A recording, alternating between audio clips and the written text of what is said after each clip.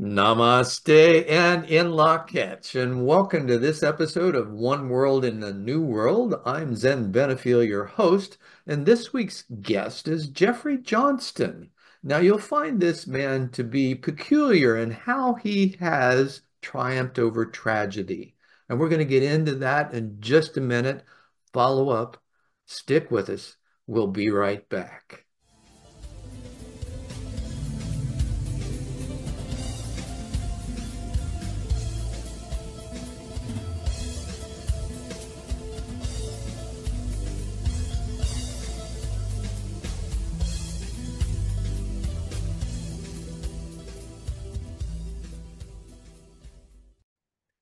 Jeff, it is so great to have you here. I loved our prelim. We've got all kinds of directions that we can go. We generally start with this inner experience that folks have and how they got connected to it.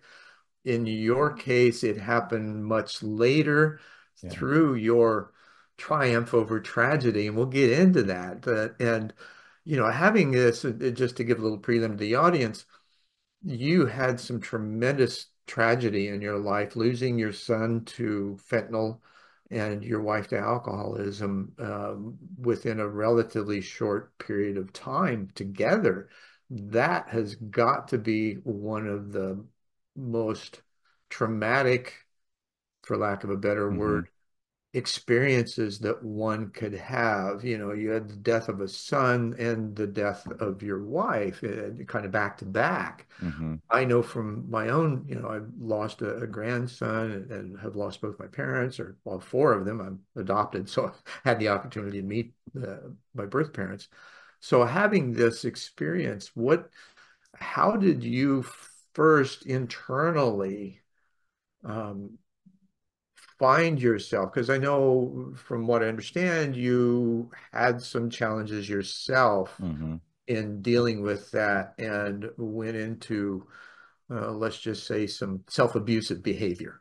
hmm Well, first, then, I've been on a lot of podcasts. And when you asked me to be on the show, I went and looked at your profile and I'm like, I cannot wait to talk to this guy. I am like so excited to have this conversation, to have this gift of an opportunity to speak to you and your followers and watchers and listeners and share this, I guess my poetic story of what's happened to me as an opportunity, as what's happened for me, Mhm. because we go through our life and we look at things as episodic or things that happen to you, like punishment or something. And it's like, I've learned, and again, people are seeing me now thinking, well, this guy's always been this way. No, I have not. I'll tell you how I transformed. And I mentioned earlier in our pre-conversation that I believe I've reincarnated a few times without dying. Um, and transcending is a great term that I've recently kind of adopted to use. Sure. And so, I Kind of a posed, 3T there. I love the trifectas, the tragedy, the triumph, and transcendence. yeah. And even tragedy, I guess, is such a subjective term because I don't really think my story is tragic. Um, I don't. I think that I can understand now how I you would say, appreciate when people give me some yeah. sympathy from that term, but I, I just don't feel my story is tragic. And I can give In you the some, moment, I understand yeah. that, having grown from it, Yeah, yeah, yeah. you can look Now I back and, realize and that. see it Yeah. that way. However, Yeah. when it happened Yeah. and your world was just ripped asunder. Yeah, considering what I was prior to this event and what we're referring to is the passing of our oldest son Seth in 2016 from fentanyl poisoning. So I don't even term it as an overdose because he was poisoned. I'd never heard of fentanyl. I'm sure he hadn't either. Um, Heroin wasn't killing people, but fentanyl in his heroin did, and he had never even tried heroin. I think for about a week prior to, it was his first real experiment with heroin. And now with fentanyl on the market, the chances of getting, a second chance are diminished. When Right. 108, 100, when Seth died in 2016, there was 46,000 Americans that were, that overdosed, I guess, technically. And last year was like 112. So now everyone knows what fentanyl is. There's hundreds of campaigns, Hmm. but it gets worse. And so Fentanyl, opioids, yeah, I want to talk all about these some, kinds of things that are both prescribed and yeah, available on the market for people to numb out. yeah, yeah. So, going back to that day, it was October 4th, 2016, Zen, and, I was 50 and I was running a very thriving financial services company. I started when I was 23. I was managing about $800 million of what's called assets under management. So that's Mhm. collective pools of money that we had for clients throughout the world. And I had about 9 staff and 7 advisors and beautiful wife, 3 beautiful kids, big Well, house. practical terms, you had it all, right?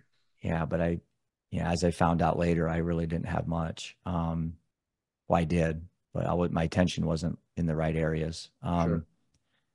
And so, that day was like any other day. I was getting my middle son ready for golf districts. He's a high level Division I golfer now, or was. He Cool. just graduated. I love the game. Yeah, it's a great game. It ended up being 7 chapters in my book, how golf really saved my life and the community helped us out. And again, there's so many different storylines with Sure. what happened in my life that sometimes I wonder where to go because it could take a whole hour. But that day though was like any day. I just was taking Ian to golf, and my wife's at home getting ready to go to the tournament. We were going to go watch him play, and Ian was a sophomore. I'd never missed a tournament. I was kind of dad coach all the way through, and he wanted to be the next. We're in Zach Johnson's hometown here in Cedar Rapids, so um, and so we Take were golf really. seriously. Oh yeah, so Zach was the Ryder Cup captain, won the Masters in the British, and so yeah, we were very proud of him. And every kid here growing up was like, I want to be the next Zach Johnson. So we're like, we're in that sports mindset, that dad coach thing. And so 6:30 in the morning, I'm dropping Ian off, and my phone rings, and I just looked, and I knew it this early in the morning that this call was going to be very bad news, because what the listeners and your followers don't know was the preceding 7 years, Seth's hellish nightmare started with Adderall for attention deficit and went into alcohol, marijuana, drunk driving, breaking and entering, cocaine, prison, and then heroin with fentanyl. And that was over a 7-year stretch. Mm. And I remember being told that Seth was found dead in a hotel room, needles still in his arm, sitting in his chair. And I'm staring at Ian, and I couldn't tell him. I couldn't tell him his brother was dead. I just couldn't do it. He wasn't coming back. I can always tell Ian later. He's worked his whole life to get the districts. This was his moment. Right. Seth, Well, and that's the best choice a father can make, I but think, at that time, at the recognizing that the support yeah, who's the still benefit of there, hindsight, right? yeah, the benefit of hindsight, Zen, is always, you can always assess it. But at the time, and I tell parents this when I keynote and talk and I write, is like, there's no template. My gut told me, let Ian enjoy the day, go off, try to get his team to state. And how am I going to tell my wife our son is dead?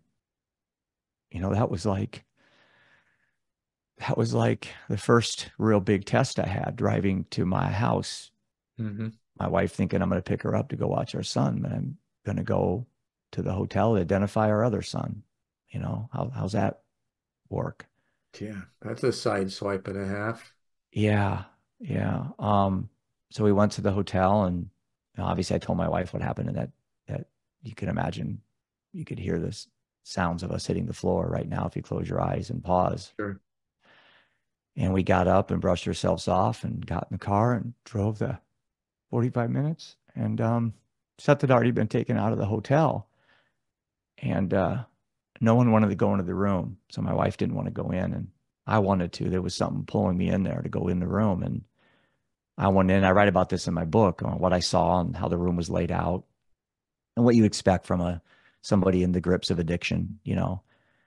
And what was really amazing was on his bed was his belt rolled up as a tourniquet. And I took the belt, and I've done something recently with it I can share with you that's really special. but I carried that belt around with me when we did the tour around the United States a couple of years ago, Mhm. thinking it would be a reminder of, strength and courage. But what it was then was an anchor around my ankle, and it was holding me underwater.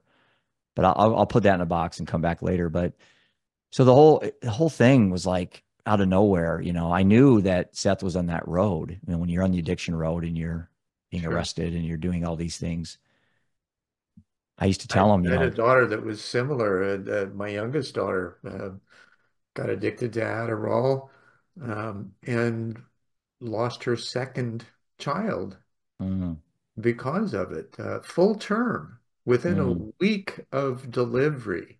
oh wow, Evidently ingested, and he started twisting and turning mm, two knots in his cord and was stillborn. So, to have that kind of shock mm-hmm, and awe, mm-hmm, um, to a youngster, and still all of this, it's like could have been avoided had there been some attention paid. yeah. And Maybe, s- and so maybe, little did right? I know that this was going to be, that day was going to be the beginning of a rebirth for me. It didn't go as planned. I gave this big speech to my two boys. Ian got home from golf and Roman got off the bus. Roman was in seventh grade. And Mhm. I sat him down. I'd called my dad prior to this, and my dad's a retired doctor. And I said, Dad, what do I say? He said, tell him the truth and then shut your mouth.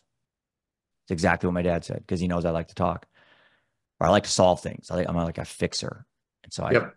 so I said, okay. I said, I can do one of those real well, Dad. I can tell the truth. I don't know if I could stop talking. And so I sat in the couch. My two boys are there. They knew something was really bad. My wife was just an absolute wreck. And I just said, boys, I have some really bad news. Your brother's dead.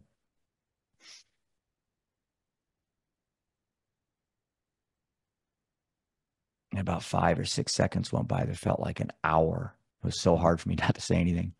And Sure. then my middle son goes, Dad, how'd he die? Drugs? You see, they knew, this whole time. And I knew they knew, but the fact that he said that was like, wow, what a kick in the gut. Yeah. Um, 15 and 13 to lose, my two older brothers are still alive. My dad's 92, he's still alive. It's like I've never had this happen. Mhm. So I thought to myself, how am I going to spin this? How am I going to create this as an opportunity? I'm already in offensive mode. I don't want to play defense. I tried that for 7 years with my son. It didn't work. I'm not going to do it now. And so I stood up and this Well, became, and your habits from business would make you yeah, take the right. offensive, right? Yeah. How do In we deal sales, you with this? learn to How do we take how do the, we get through this to the other side? exactly. I mean, I like that. I like you brought that up because I was a salesman. And so you learn to take objections away before they happen. So I'm like, okay, I'm going to Right. present this as the greatest opportunity that we've ever had as a family, right? Immediately, the day he died. I'm a wreck. I'm crying. I'm devastated. Obviously I'm human. I'm not a cyborg. And But I something stood up. internally, though, had offered the awareness for you to observe that this is an opportunity. Yeah, and preceding this, I was an athlete. I've been type A my whole life. I've been highly competitive. Played two Mhm. sports in college, so I think I tapped some of that inner athlete in me. That okay, death. It's like you gave me this. You took something I really want. I love one back. I'm not gonna. You're not gonna win this fight today. And you're not taking my kids with me and my wife. That I think that was my big thing was like damage control. Right. So I stood up and this became the living undeterred, better, not bitter, keynote speak that I do and really was a foundation of my book called The Two Roads, which isn't anything genius. I mean, we've been talking about choices forever as humans. And I just stood up and said, boys, um, we have one of two roads to go down. We have one road of anger, despair, and hatred. We'll become alcoholics and addicts ourselves. Or we have a road of inspiration and motivation, and this can be the single greatest moment in our lives to make a difference in the lives of others. I'm on the second row to ask you to join me. And I'm not kidding you, Zan. I didn't rehearse it. I didn't want to rehearse Well, it. it's the story of the two wolves, Yeah, and right? I don't really know like where it came from, and I don't really care to know. I just know I said something that I needed to say at the time. And my two boys did some absolutely amazing things. the stories I can tell you, I share it in my book. Well, And do you find, let me interject a question here. Do you yeah. find in that place of, for lack of a better, emptiness, the not knowing, the intent to be present and serve, Hmm. that the next moves, words, actions emerge almost as if they came out of nowhere and yet are perfect in the situation. Yeah. Now, how, There's something beautiful about that. oh, there is, and and we talked earlier about the belief, the non-belief, being an agnostic, a skeptic, skeptical, but yet still optimistic, and all of these kinds of things. Yet there's this undeniable sequence of events that happen when you let go. Mm. Well, I wish I could say my heroic speech worked for me, but it didn't. I told my business At partner. least in that moment. Well, yeah, you guys are still, you're entrenched in the emotional angst, for lack Yeah. of better, that was occurring. So it's hard to see your way through the fog when your headlights aren't even on at the moment, right? Yeah. And so I did my duty at that moment, show strength as a dad, kind of right the ship. I was stereotypical man of the house. It sounds sexist, but so what? That's how I felt. Mhm. And um, and so I went to my business partner like that next week and I said, hey, I need to take a year off. I need to work on myself.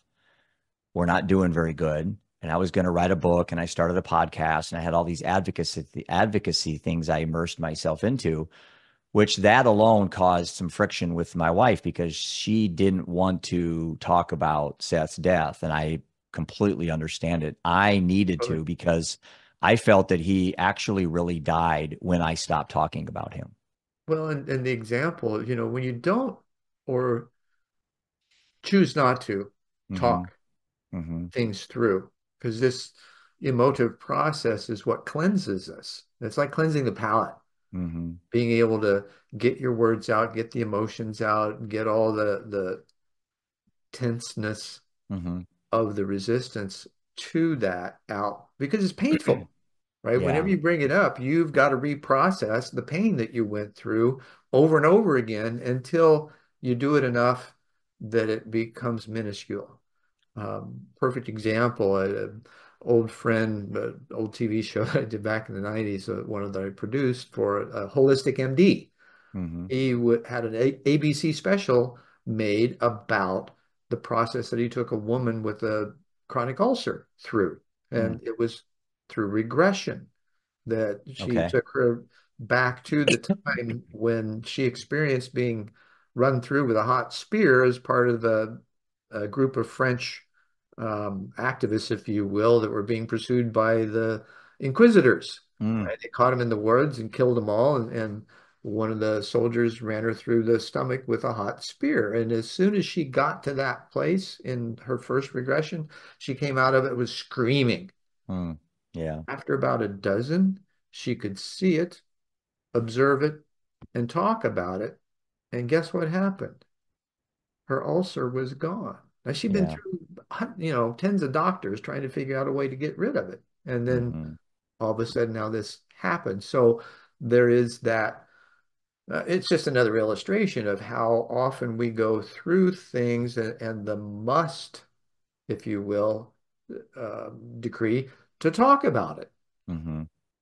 Otherwise, it will fester as you experienced and your wife experienced the next layer of trauma. Yeah. So Yeah. my business partner goes, yeah, take a year off. So I took that year off, and what people don't know is preceding all this, I was a 5 to 6 day a week alcoholic. I hit it well. I was what was called a functional alcoholic. So I was Hmm. a highly successful businessman. Um, I just after 5 o'clock to 5 to 10 o'clock at night, I drink, 2 bottles of red wine, whatever I could drink. And that was since I was 17, 18 years old. I mean, I've been an alcoholic my whole life. And um, So what I did when I stayed home for that year and a half, 14 months to be exact, I drank every day, sometimes twice a day, 7 days a week, got up to 198 pounds. And we had a condo in Florida, and I was down there over Christmas with my wife, Prudence, and my two boys. And Christmas Eve, 12/24 of 17, so 14 months after Seth died, everyone thought I'm working on my mental health because I was doing a podcast and writing my book and all this stuff. Hmm. I Outer tell you, appearances, right? yeah, again, it's the illusion. I was really good at fooling people, and Yeah. I was fooling myself first off. And I looked in the mirror. I'll never forget this. I looked in the mirror because my wife had like staggered by the living room holding a glass of wine and shaking, and I just like had this, I can't explain it, epiphany, I guess, but that's an overused word. But I looked in the mirror and I just said, enough's enough. I remember saying it's time to man up. I remember saying that. Grow the, I don't know if I can swear on your show, but grow the F up. It's time. It's time. You're going to lose your wife if you don't. So I stopped drinking alcohol on that day. I've never had a drop since. I don't call myself sober. That implies I'm in a fight. I just don't drink. And Hmm. if I drank, I wouldn't say I fell off the Good point. wagon. Yeah, I Good don't point. count my I think days. that's a great illustration I of just don't what drink. uh, I've always felt that the AA, perspective of once an alcoholic, always an alcoholic. No, I don't believe that. I That's don't believe that constrictive. I'm whatsoever. sorry. If I'm overweight and I say, "Hey, I'm Jeff, I'm fat," and I lose 50 pounds and I'm not overweight, do I still stand up and say, "Hey, I'm Jeff, I'm fat"? Of course not. Exactly. So I've never believed that. Now I've been to AA meetings, hundreds supporting my friends. Sure. I'm Me non-judgmental with too. that. I'm agnostic with pathways. I don't really care. There's multiple pathways, and your pathway that works is the right one. So, I'm not a fan of, my wife never wanted to go to AA. She hated the religious kind of underpinnings, although Mhm. they've changed it to higher power now, but didn't bother me. I was never offended by that stuff. But she didn't like it. And so I'm going with this is I quit that day primarily Zen to help her. That's why I quit, to be a better husband. But I Mhm. realized after about a couple of weeks, I'm like, man, I feel better. I'm clearer. I've lost a little bit of weight, I'm sleeping better.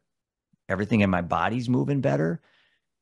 And I just never started drinking back.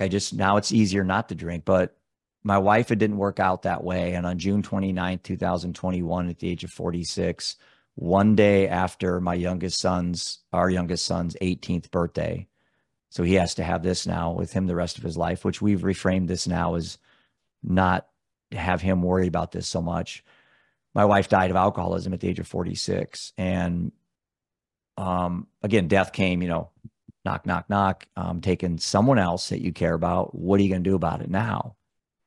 And that competitive juices started going to me again. And so um, that's, Challenges of biblical proportions, right? yeah, but it's like, Not that you're so right. yeah, so it's like, I just Agnosticism. like, I took it as, yeah. And for people watching this, I am agnostic. I'm not atheist. I used to say I was atheist, but I don't think I just don't know what's going on. And I've always been comfortable not knowing. And I just didn't feel I needed to just inject a story to make me feel good Well, unless I had some evidence, and which I haven't sure. really. I'm going to share with you something coming up here that I've never shared on a podcast before, ever. You're like the first podcast of any, size that I've ever shared this with. And I'll wait a little bit to build the anticipation. All right. But it is something I think ties in really well to what you and I talked about pre-show. But anyway, so when Prudence died, it was like, man, I just, okay. All right. And then my mom died 4 months later. The day after we put down our 15-year-old cat, by the way. So I was like, okay, come on. This cloud Flap, of death. flap, flap, Just flap, kick. leave me, Oh leave man. me alone for a weekend. It's like, Yeah, oh my, no one exactly. wanted to talk to me because people were just dying every time someone, Sure. Now that at least could, that's the story I was telling myself. well, and that could drive one to doing some really stupid things. I did. I'll share. I did some things that were well, could have cost me my life. Yeah. And that Christmas after Prudence died, uh, there were these boxes that we had stored. I call them now the 7 boxes of doom, or at least that's what I called them at the time. And when she died, I had him in my living room, and I'd walk by him for months, you know. I just wasn't ready to look at him. And then one day on a Friday, a Christmas weekend, my 2 boys were gone. Obviously, my wife's not here. I'm by myself in my house on a Friday. And like 5 o'clock, I decide I'm going to sit down because I'm like, you know, I'm Mr. Living Undeterred, right? I can handle Right. anything. You know, I'm tough guy, right? Got this whipped, you know. I speak all over the country. You know, not me, right?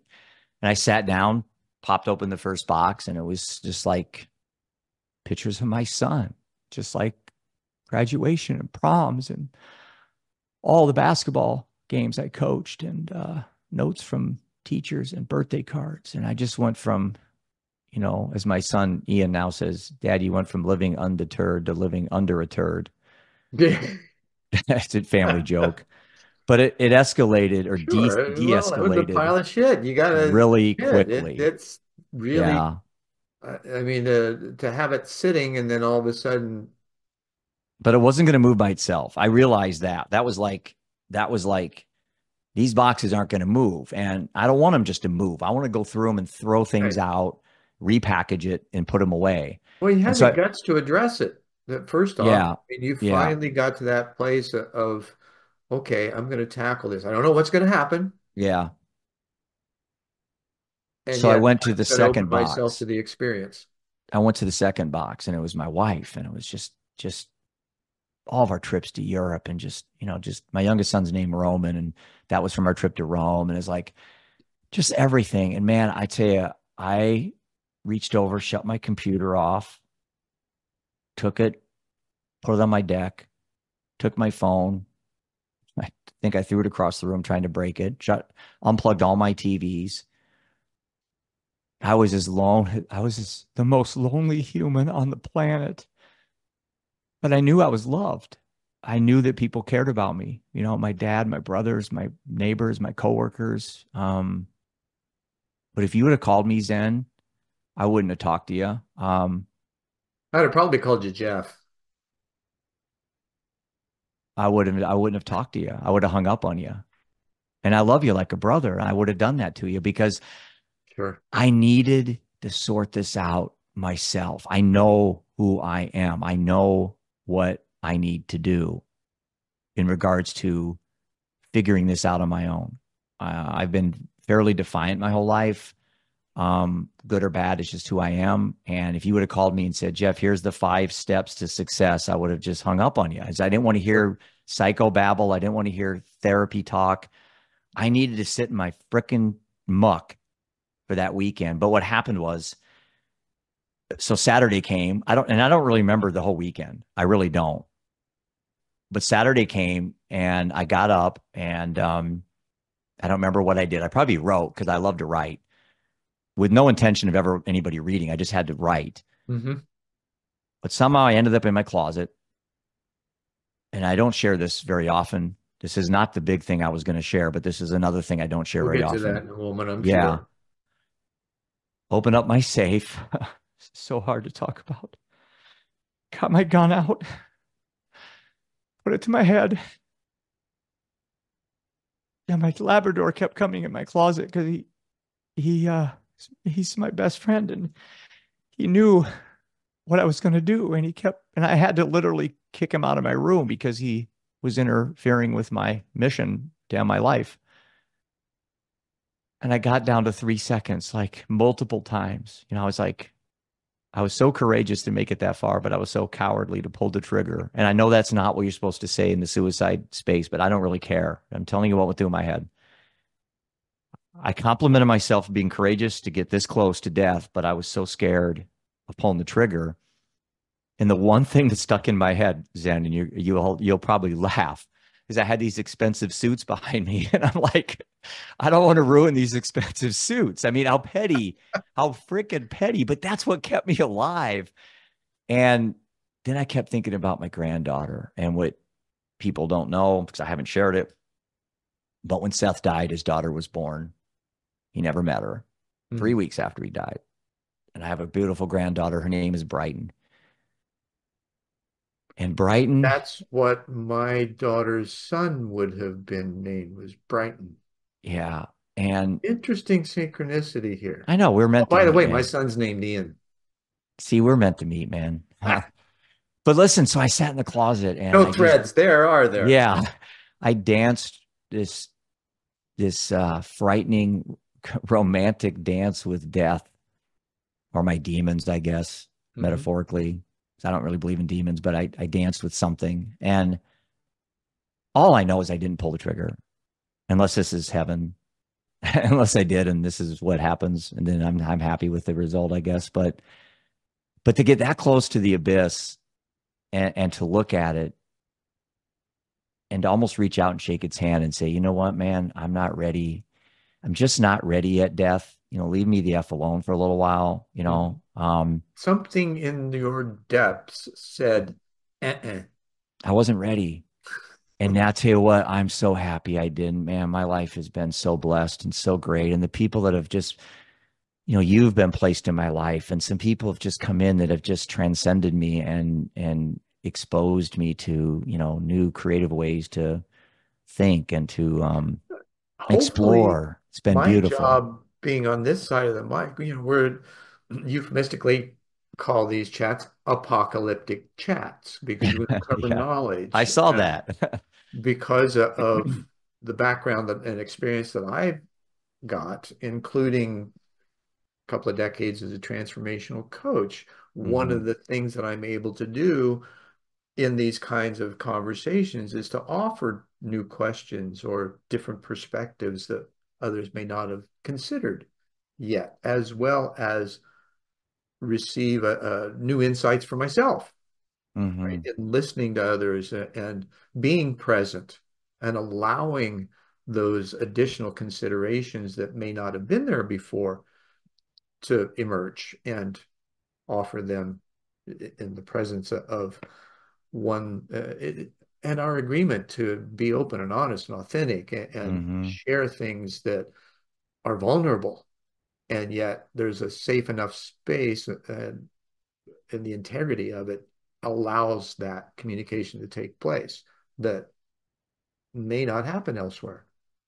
Yeah, and there's a lesson. I have a quote I like to say when I speak to kids is lean into it to learn from it. Mhm. And so that Sunday, my business partner's wife showed up because everybody was worried about me. I mean, no one could reach me, Yeah, Jeff, where are you? Yeah, and everything was shut off. And it's that you remember the scenes when you open up the room and the guy's got the pizza and the tequila bottles and he's laid out, on his sofa and because he had this horrific weekend. That's kind of what my living room looked like, except I wasn't drinking. Hmm. Um, but I will tell you, I know 100% if I'd have been drinking, I would have pulled the trigger. 100%. So my sobriety, for lack of a better label, my relationship with alcohol, that saved my life. And I think a lot of people have taken their life in the moment of despair while they're under the influence of something. And that's Sure. a lesson right there in itself for people to stay sober if you run the potential of, being in a closet like I was, and I think a lot of people have. I mean, my dad is a doctor. He said he believes most humans at one time in their life have thought about suicide. It's not something that just those that talk about it have thought about it. And I don't think it's abnormal for people to consider ending their life. I went through it after my divorce, and the kids, Yeah, parents and kids moved back to Indiana, and I was alone and afraid and didn't know what was coming next. It was like, right. man, I gave my life. I had, corporate job lost, got attempted to be expelled from church because of a lie that my wife had told them, uh, Mm, as well as my divorce. And it was like everything that mattered to me was suddenly gone. yeah. And I'd followed my dad's prescriptive, find a good job and stick with it and all those kinds of Yep. things. And it just didn't work. And I had this process of just coming to terms with, okay, I did my best, which I did, and I could look in the Yeah. mirror and acknowledge that. That may not always be possible for others, but for me it was. And yet there was this, okay, Dad, I've done it your way, it didn't work. I'm going to follow my heart, my gut from now on. and that was in 1990, Mm, 1989, I'm sorry. We were divorced in 88. So it took me a while to recenter, hmm. like with you, only I didn't have to deal with the deaths, but I think it might have even been more challenging because they were still alive, but not available. Yeah, that's a good point. And that's something I talk about when I talk to people about, and I think we call it grief comparison. Hmm. Because you can have envy when someone has a bigger house and a faster car, but you can also play the same game on the contrary, with grief. Right. Oh wow, Jeff lost, son and a wife. I can't compete with that. It's like, well, Yeah. yeah, And really, it but isn't about competing. it It's isn't. But about that's how our it. minds are kind of wired, Initially, I suspect so. And yet, it's this acknowledged compassion right? that comes forth because you understand it, and you can't have it till you understand the other. This is one of the Mm, things I love about Stephen Covey's work, that fifth insight yeah, or habit. Seek first to understand before being understood. And in this process, there's lots of things that we can do that, to get to know the other, to ask the questions, to understand their lives better in right, all the dynamics, if when we have time, which we don't always take. right. And We're I too get busy asked, with our own lives, right? yeah, I get asked frequently, what did you learn from that whole like weekend experience that you had? And I don't even call it, I just, I, it's like my analogy I use with people is, when you go to the gym and work out or you cry the hardest cry you've ever had, when you're done, do you feel worse? And the answer is no. You've never gone to the gym. You feel bad when you go sometimes. I don't want to go. I don't want to go. But when you go through that workout and you're in your car, you go, man, I'm happy I did that. Or if you cry and cry and cry, punch a wall, do what you got to do, and then you're like, "Ah, I just feel better." Well, when I There's a am, release of constricted energy. yeah, when I'm presented the opportunity to um experience, geez, I just don't like words. Experience what I went through. I call it my mental wellness workout. It's like, okay, it's coming. My dog will come over. Camus is still alive. He's awesome. He's 13. He was the one that was in the closet, trying to, hey, it's okay, it's okay, it's okay, wagging his tail, and I'm like, get out of here! I want to cry. Right, right, right. I love, and he'll probably be having to be put down this year, and I'm going to be really, it's going to be tough. But anyway, so it's like, what did I learn? Well, here's what I learned about those boxes is, again, you didn't know this in advance because I didn't tell you, but preceding that weekend, I had a very good regimen of early meditation in the morning because I never meditated before. And after Seth died, I started implementing meditation. So I use a guided meditation. I started really working out, not to look in the mirror and look impressive, but just to live to be 100. That was my mindset. I want to work out to live to be 100. Hmm. I lost all my weight. I'm actually underweight right now, about 143, but I was 190 roughly when I was drinking. That's what I graduated high school from. I was 155 in high school. Yeah. So I'm less than my senior year. Matter of fact, my 40-year reunion's coming up next month, and people probably won't even recognize me. But then anyway, um, and so I realized I had skipped, I'd taken advantage of being overconfidence. And I stopped meditating and I was kind of eating. I think I had pizza like 3 nights that week. And I think what I did is I let my guard down because I stopped what I was doing because it worked so well. And there's a story in that.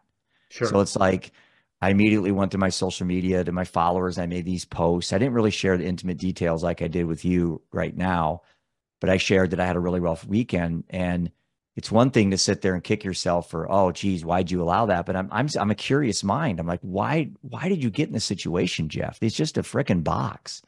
The pictures don't have any emotion. I put the emotion in the picture. Right. A picture itself is just meaningless. Pictures of my son and my wife there. I put all the feeling into them. Seth's looking back at me, but it's just a photograph of a memory that's gone or a time that's gone. So it's like, Sure. why did I put so much emotional weight on these? And instead of trying to judge or criticize me for like this is why I don't believe in falling off the wagon. It's like, I didn't want to be judgmental for my, lack of strength. I just like, okay, what can I take away from this to avoid going back in that situation? Because, things are mistakes only, they're cemented as mistakes if they're repeated over and over. So if I look at this picture right in front of you and I just start losing it, not that it's a mistake, but it's like, there's got to be a lesson in this. And as Sure. hard as it Well, you is, learn to recognize your triggers and rather than being triggered, you're able to step back, having been triggered before, right? It's yeah, like, okay, this doesn't work.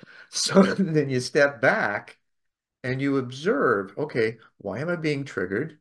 What's going on? I have a choice, yeah, and making it a different choice. hmm, You're not always going to immediately transcend from it. However, you yeah, make a better choice to incrementally step up the ladder,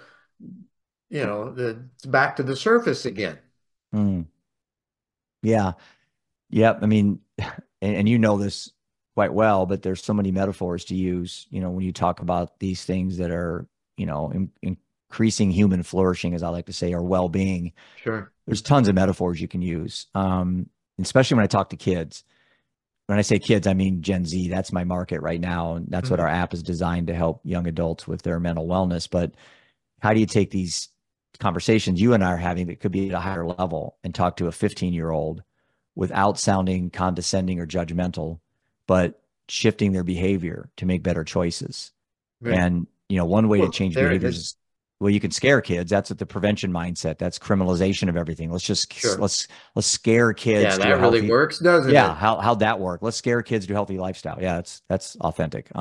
Or you fill them up with love, hope, inspiration, courage, and inspire them to change behavior. And Well, show that's your what we're, interest, right? I taught high school for at-risk kids, yeah, and the greatest change that they experienced was just being shown that they were cared for, that their yeah, words mattered, that pretty simple. right. And I find that, Socratic method, it works wonders. You ask questions and you shut Yeah, up. yeah. Like my dad Same thing said. when you're asking of your higher self, right? You ask the question and you shut up. Don't try to answer the question, right? Because you've asked it. You can't answer it or you wouldn't have asked it. You're Yeah. void of that information. So that inquiry, especially when it's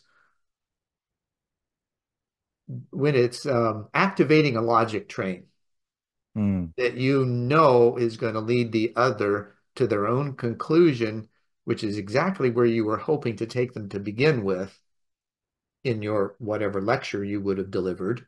hmm, But instead of the lecture, you ask the questions, and the questions are set up so that they reveal to themselves true education, right? You hmm. draw out their own information and their clarity and authenticity and ability to build themselves up and then acknowledge that process. Yeah. Yeah. It's It's trying to, fascinating to watch and awe-inspiring, when you well, see and it happen over time. the challenge with youth today is they have a 60-second mindset with TikTok and Instagram, and everything's short videos and stuff. So when you know it takes 66 days for a behavior to become a habit, and you're dealing with 60-second mindsets, that's the tough Gosh, challenge we that's even have. changed. I grew up with Yeah. 21 days to change a habit. Yeah, I'm doing a white paper right now in the intersection between health, wealth, and purpose for optimizing youth mental health. And Oh, cool. yeah, because that's our app is based on health, wealth, and purpose as our asset classes that we're trying to get kids to invest in. Um, versus stocks, bonds, and real estate that I did for 34 years. I'm taking the same idea of diversification of asset classes. Now we're Wealth, diversifying. right? It's just internal rather than external. Well, but wealth though, if again, not to jump off topic, but it's the number one stressor for older Gen Z is financial insecurity, the knowledge level of the relationship with money, not making money or the hourly wages or taxes. It's having a healthy relationship with money. And you can Isn't talk, that a mirror of the healthy internal relationship, though? it is, and the challenge again is, and again, I went to so many conversations with adults, and adults were talking to adults about youth problems, but it's like we need to bring the youth in to have these conversations because the prefrontal cortex is so far from being fully formed that they don't reason the same way we do. And Right. we have the benefit of experience and history. They don't. But 77% of American adults live paycheck to paycheck. And the number one concern for older Gen Z is financial insecurity. So 18 to 26-year-old, basically college kids. So, and schools teach the quantitative aspects of money, not the qualitative or the emotion. True. So there's this huge window of opportunity for the right, mousetrap, let's say, which is our app, to focus on the three pillars of optimal mental wellness, health, wealth, and purpose. And they're not learning good relationships with money at home because almost 80% of the parents are broke. They're probably learning dysfunctional relationships about money because mom and dad are fighting about it all the time. Again, these are just statistics that are out there. And I did this for 32 years as a financial advisor. So I feel that's like my clinical value add to the projects we're doing, Zen, is Sure. that Well, you I got a don't have a PhD medical. in Yeah, I financial do. awareness, right? Well, close enough. I had a Yeah. CHFC, which is a pretty good designation, but and I had every license possible. But I think my curiosity led me to, if I'm going to build something like an app, how can I be different than it's already out there? I mean, there's 20,000 mental health apps out there. If you take meditation, breath work, and fitness, that's like 18,000 of them already gone. Hmm. And so if I'm going to come to my value add or my legacy to the world, I need to build something that's different. And that's what I think we've done with Brighton. By the way, that's, like I said, that's the name of my granddaughter. That's the name of my app. Okay. Yeah. So it's like, why did it take half my family to die to do these things then? Why couldn't I done this stuff without losing half my family? That's That's the an interesting question. question to That's the ask. question. And do you really have an answer for it? I The fact don't. I don't. is, I you're don't. here. It got done. Woohoo! Right. Yeah. Right? Yeah. And if there is this thing called an Now, I don't want to treat afterlife, it lightly with that emotive expression. no, no, no, no, no. For one thing, I'm untriggerable. There's nothing you could say or do that would trigger me. I don't really like that idea of triggering anyway. I think it sets you up for failure. It's Yep. just part of my exposure to these Yep. things. I Speaking Victor of Frank. exposure, all right, I'm going to divert back Yeah. for just a moment. What's this story that you were going to reveal? Because we've How got a little bit of time left, and I much want to time do make we sure have? we get it in. No, we've got enough that we can get it in, and then have some conversation about it. But I'm curious myself. All right. Here we go. Oh, okay. About a year and a half ago, I made a post on LinkedIn, picture of my wife and my son. And it was like the most interaction I've ever had. I don't know how many views I had. And for me, it was a lot. Uh, and somebody I knew of, I'd never met personally, who is, and I'll be careful to protect his identity. I'll just say he's in the same industry I'm in. Okay. Very, very highly well regarded person, probably on the Mount Rushmore of influential people in the wealth management space. A little bit older than me. He reached out to me and he said, Jeff, man, I've never been touched by a post. And I knew about you. I knew about your company, but I had no idea what you went through. I'd love to Zoom with you to hear more about what you're doing. And I thought, well, shit. And this guy reached out to me and I respect this guy. I mean, he's like, been a You mentor of follow the mine. yellow brick road, right? Yeah. It's like, I threw it out there, was vulnerable. And, I got this amazing human that reached out to me. And I didn't really know all these things he was doing with his wealth, but he contacted me. We had a Zoom. I shared to him because I just started working on the app at that time. That was a couple of Mhm. years ago. And, unbeknownst to me, he is an amazing human being, and he's the most philanthropic human I've ever met in my life. Um, when I say he's got a lot of net worth, he does, and he wants to do three things with his money, him and his wife. They want to, cure world hunger. They want to, get clean drinking water for impoverished nations and, well, the world in general. And they want to increase human flourishing, i.e., mental wellness. And so, again, the universe opened up. plopped him in my life. And unbeknownst to me, he's got a healing ranch. And I was invited to come out to his healing ranch. And I I'll say this right now. I had never smoked pot. I've never done a drug in my entire life. I was just an alcoholic and a compulsive gambler for 25 years. And that was Right. enough. That was enough vices for me. I knew if I did coke, I'd want to do I would do it Standard all. left brainer activity, I think.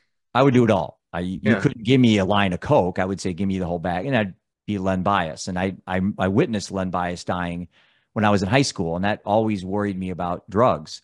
sure. And so I just, good or bad or indifferent, I just made choices. I avoided pot and things like Yeah. that. Well, and Never, alcohol was more acceptable.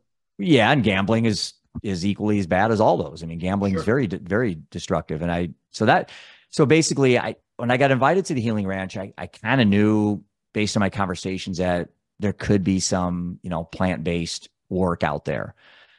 But Zen, I never want to go back to that spot in my closet. I will do anything to never go back to that spot in my closet. And I shared that with him. And he said, come on out. And he invited 10 people. And so these retreats are very intimate. They're very well done. Hmm. Um, they're under the protections of church. That's how these Native things can American be. church. So the entheogens were Yeah. So as far as I understand it, these things in this particular state aren't legal, but under the protections of the religious freedoms and so forth that they are. And again, I'm being very careful. Nothing I'm saying anyone could figure out who I'm referring to. So anyway, I went out there. I actually turned around 3 times on my way to where I was going because I was scared. I didn't trust myself, and it was a blizzard. So I was thinking, well, I just say there was a snowstorm, and that'd be my excuse. But every time I exited, it's like I got pulled back onto the interstate, and I ended up going. I was terrified. I took my GoPro with me, and I sat in the hotel room, or my room, and I just like talked about my fear of what am I getting myself into. right. And so that next day we had like an integration meeting, and it's just beautiful, beautiful human beings. I mean, some of the just most genuine people I've ever, and we all shared our stories if you wanted to. You've been a part of these, I would presume. And I've been in AA meetings where people have shared, and I've been in these things, but never this intimate, people sharing, just things that are just like, wow. It's like, and my turn came, and, it's hard for me to share it like that to a group of strangers. And then the next morning was my first experience with psychedelics. And I didn't have a really intention. I just thought, yeah, I'm 57 at the time. If I don't do it now, when am I going to do this stuff?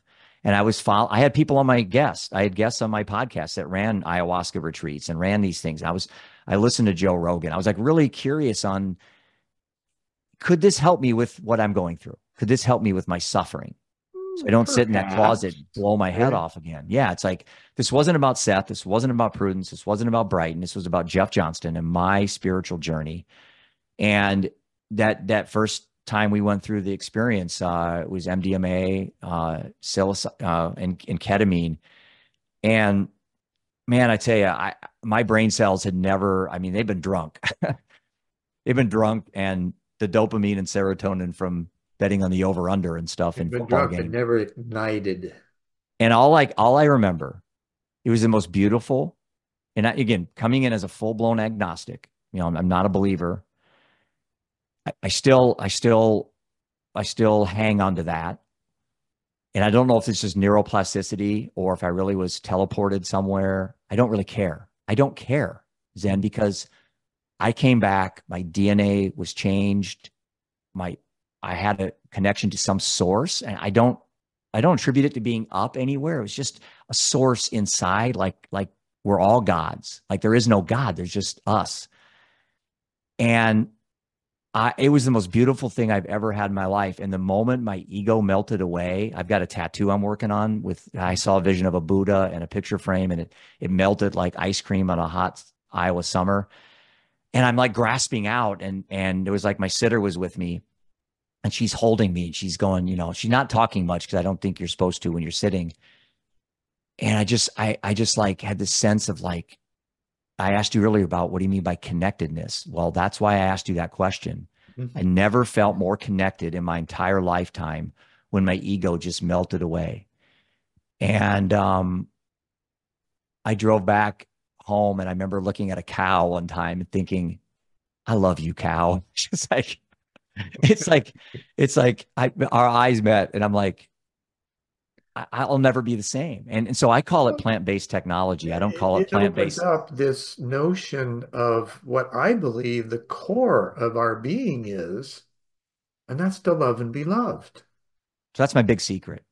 That's my big secret. Because as a youth, like mental wellness advocate to share this experience, I run the risk of people judging me. And I'm at the point now where I don't really care. I don't really Get to care. be our age, you don't give a fuck. I'm 58, dude. It's Sorry, yeah. but I mean, I don't it's care. like this is my experience. I'm going to Yeah. share it. If you can grok it, then great. If not, that's okay too. And I'm not out promoting. So I went back 3 more times and I'm going back in October. And Awesome. it's, it is the thing I have to tell you that's kept me alive. It is the thing that's kept me alive. And it's just been the last like 18 months of my life. And I've met the most beautiful human beings on the planet. I've met some of the most tortured souls that have used their unfortunate events in their life as opportunities to become better. And if I needed to call somebody or to help me off the ledge, these people would drive here to see me. It's beautiful. It's authentic. It's real. We're all searching for love. We're all connected. And I don't call it plant-based medicine. I call it plant-based technology. And I think it's the greatest technology that's ever existed on the planet are these plants. Well, it hooks you up to, I'll use the word mycelium. Yeah. It's ubiquitous. There's this energy framework that's everything. Information, we're talking about everybody's gods and goddesses, right? This is, we're even told this in various texts, including something as old as the Vedas, which Mm, are Sanskrit poems written over 15,000 years ago that paraphrased succinctly, which is a really difficult thing to do, but basically, we're all divine threads incarnate in physical bodies, connected to source, capable of God consciousness. Well, what's that mean? That means we're connected to everything, that the knock, seek, ask, and it shall be opened and answered, right? That whole curiosity of that childlike essence that each of us have mm-hmm, beyond the accoutrements of living, mm-hmm, give us the opportunity to sit, ask questions, be open, and let life answer those questions, like Rilke says in his works, right? You ask the question, you got to let life answer it. You're not going to yeah. have it in an instant, especially the deeper ones, because there's multiple layers of that answer that you're not going to understand until you reach a certain level of experience. Yeah. And that creates wisdom. And one thing I'm really out to try to abolish is this labeling feel. Then we feel just that we have to label or Oh, pathologize, yeah. pathologize these things. And so, I don't Categories, consider, titles, yeah, boxes, I don't right? consider Boxes, myself, boxes, and more boxes. Speaking yeah, of those seven, you're right. yeah, You got multitudes. yeah. It's like, it's like I took my youngest son. He came out as gay when he was 17. And so he's lost his brother, his mom, and he's a young gay man in this country. And he's been struggling with weight and things like that. So we took him to the doctor, just, I don't know why, just that's what he wanted to do to rule out things. And sure enough, they did everything, couldn't find anything wrong with him. So I kind of knew all along it was kind of a mental health type issue and it wasn't, cancer or anything like that. Sure. And we went to the doctor's office and the psychiatrist. And the first time Roman went, he didn't want me to sit in. And then the second time he said, Dad, I want you to sit in because I wasn't really comfortable. And I swear, Zen, I sat there, with my hoodie up, trying to act like a dad that doesn't know about this stuff very well. And the first thing the psychiatrist says to my son, and this is like, dude, you went to college and this is the first thing that you asked my son. He goes, Hey, Zen, so have you been depressed lately? Like, have you feeling depressed lately? That's the first thing he asked my son. And I look over at him and I looked at his designations and all of his awards and stuff. And I thought to myself, you're pathetic.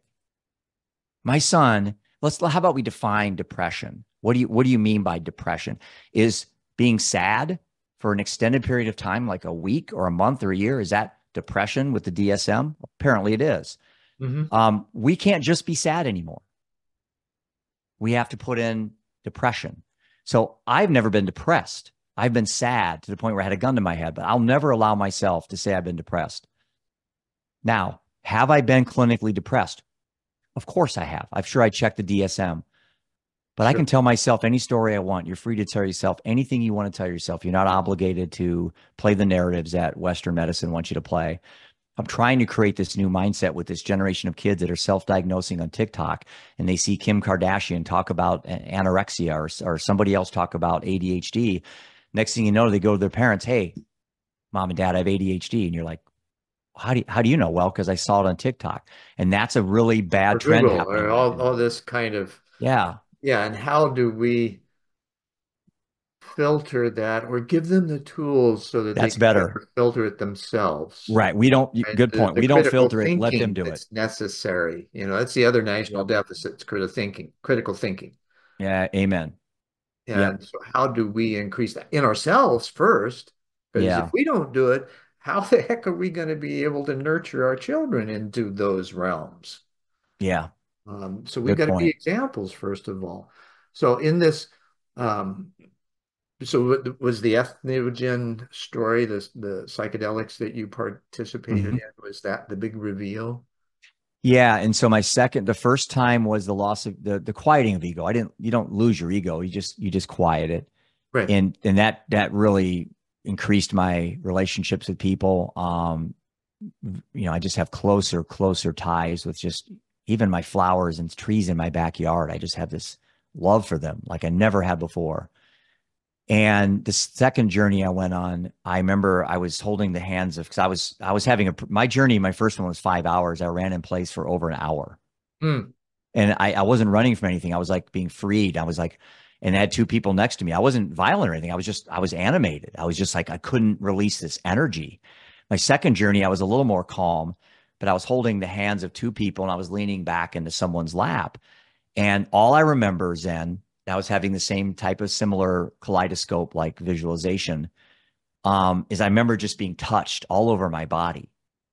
And I remember feeling extremely alone, like I was out in space and I could see all the planets and the galaxies, and I'm cold and I'm like, I'm alone, I'm alone, I'm Let me make a alone. distinction here. Was that eyes open or eyes closed? Closed every time I had a mask on.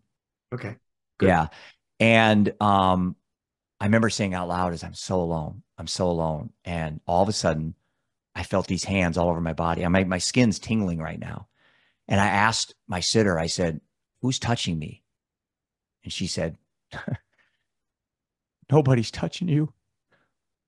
We're all holding you right now." And I think all she meant, everything that's ever lived and ever will live was, the universe was like holding me like a baby. It was the most beautiful, touching thing I've ever felt in my entire lifetime. And so that was second.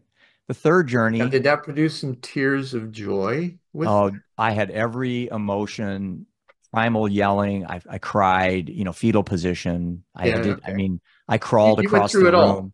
Yeah, my journeys are very animated. And I actually got to sit for somebody and watch him, and he sat for 3 hours and didn't move. And I'm like, I'd love to do You that do once. that, right? Yeah.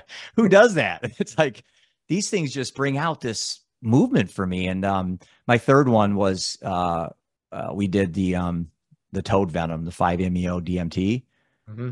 And boy, wow, that was quite an experience as well. But what happened there was towards the end of my journey, I had this vision of this glass ceiling, and it shattered and all these shards were coming down. And then they stopped and they started going slow motion and they turned sideways so you could see the reflection. And all I could see was these pictures of these kids. And I don't know if they're kids that have died or kids I haven't met yet, or I didn't recognize any of them.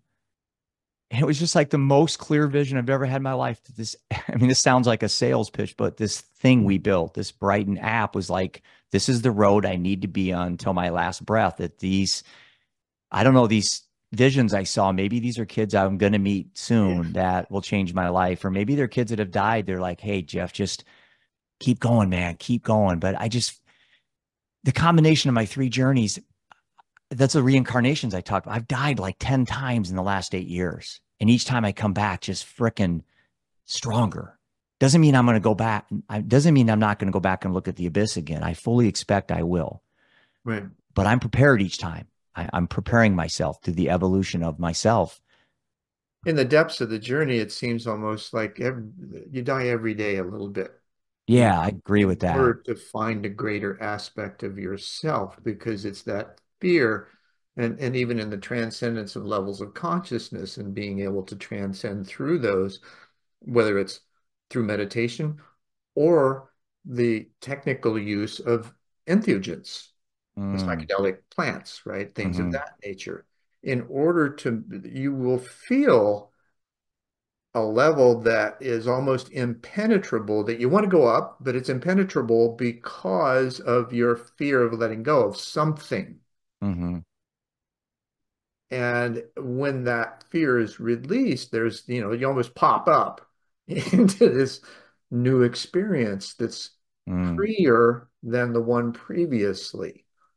yeah. And That can what's, happen through a series of events like that to get finer and finer until you're completely free of any constraint and you're able to travel about anywhere.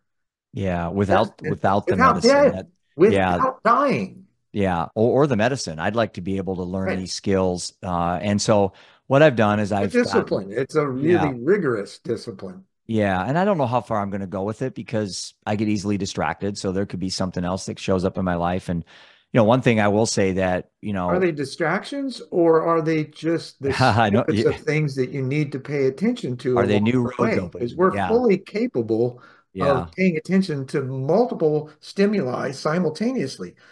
Well You may said. not be able to focus on any Yep. one thing.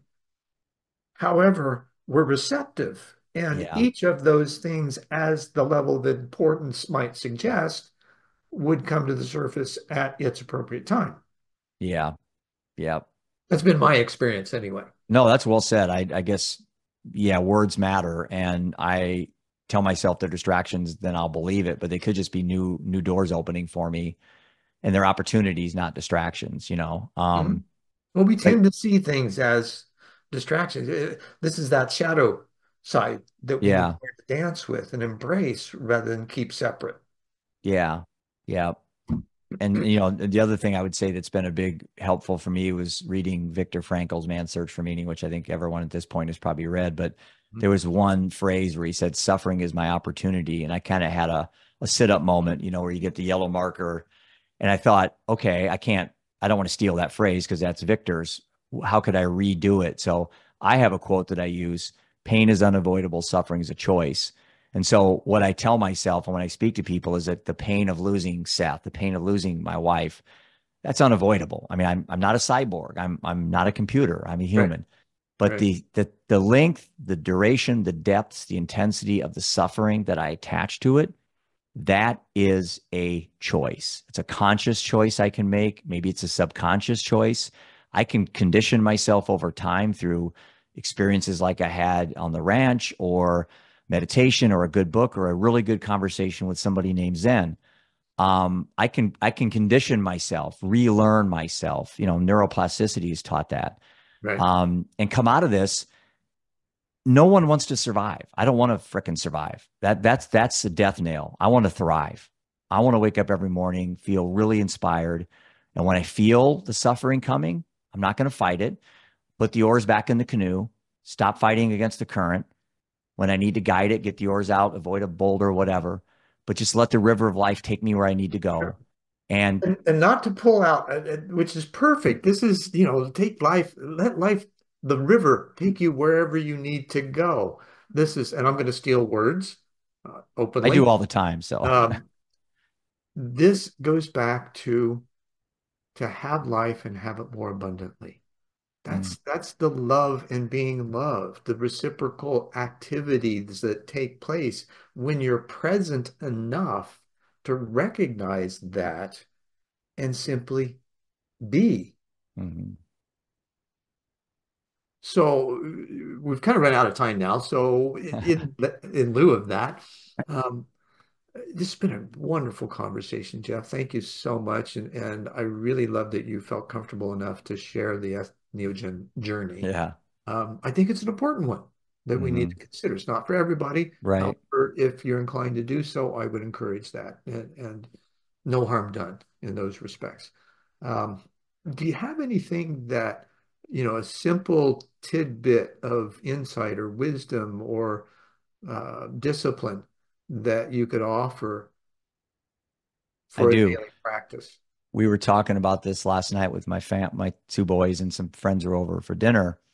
And I said, I'll do a social experiment here. Give me a scenario, any scenario that you consider horrific, and I will present a way that you can make this an opportunity to do good. And they said, a baby drowning in a pool. That's wow. You want to start off with a hard one? Yeah, that's about it. I don't know if anything's worse than that. And I said, okay, how could something good come out of that? Well, maybe you design a fence that goes around pools, or maybe an alarm system, or a bracelet you can put on a child if you own a pool, or the child goes out and falls in, and your alarm, the alarm. And I'm thinking to myself, maybe you become an advocate, you write a book, you start a podcast about grief and suffering. I said, there is no situation in life where you cannot find something positive as an outcome. Mm. It does not exist. And so I think that little nugget right there, and we couldn't come up with a scenario. We couldn't come up with a scenario that was infinitely bad. And I present that opportunity for everybody watching and listening to this, that no matter what's occurred in your life, it can be for you to become a better human being, not just for yourself, for those people around you. Because as collateral damage can bring people down, I think this ripple effect can bring people up. And for every one person that A does a little bit, collateral advantage. yeah, I like that. I'll steal that from you. Good. But it's like, I own nothing anyway. I don't either. It's all from source. Try to think of a scenario where you cannot somehow find something good out of it. And I can't. Perfect. I can't. Perfect. Thank you so much, Jeff. This has been wonderful and very much an apocalyptic chat. I'm sure our guests have been enamored and welcomed into their own transcendence um, through whatever experiences they may have had or may in the future. So thank you very much for offering those tasty tidbits and tools for transcendence. Been my pleasure. And I consider you a new friend now. So thank you. Oh, ditto, ditto.